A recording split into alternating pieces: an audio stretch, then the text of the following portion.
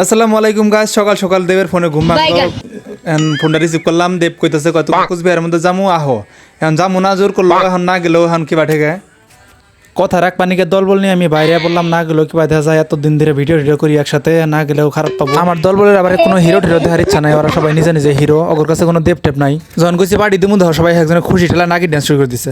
তারপর দিয়ে হেলিকপ্টার পাঠিয়ে দিছে যাওয়ার জন্য, কিন্তু আমরা হেলিকপ্টার যাবো না, উঠার এখন ইচ্ছা নাই। বাদ থেকে বাইরে বাসে উঠবো, এখন দিয়ে দূর রাস্তার মধ্যে দুনিয়ার ফ্যান ফলোয়াররা মানে খারে রয়েছে। গাইস ফাইনালি উঠলাম বাসের মধ্যে, বাস দিয়ে যাবো, কারণ হেলিকপ্টার দিয়ে গেলে গান শুনতে যাবো না, তার নিয়ে আমি বাসে উঠলাম। ড্রাইভারে কইলাম বইরিয়া দেখে একটা গান লাগাও, পরে গান লাগালো একটা, শুনতে শুনতে আইলাম। আর আমার হাতে দেবের মিট করার লোকেশনটা আসলে আজকে বুসামারিতে। বাস থেকে নাইমা হারা হেনে দুনিয়ার ফ্যান ফলোয়ার দেখি ঘিরা ধরছে, এখন কি করবো উপায় নাই, সবার হাতে ফটো ফটো তুললাম।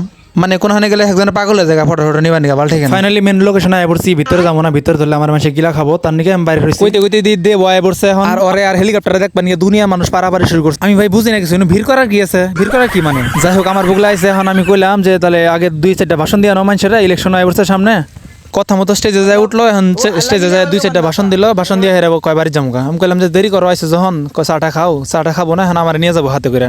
আমি তো যাবোই না হেলিকপ্টারে, আমি ভালো পাই না গান শোনা না হেলিকপ্টারের মধ্যে। তো গাছ আসল কথা কি, আমিও গেছিলাম ওরা দেখবা নাকি, জীবনে কোনোদিন দেখি নাই, সামনাসামনি দেখলাম, সে ভালো ঠেকলো। আর আমার মেন টপিকটা আসলো ফানি ব্লগ, কেউ কিছু মনে করো না। Thank you.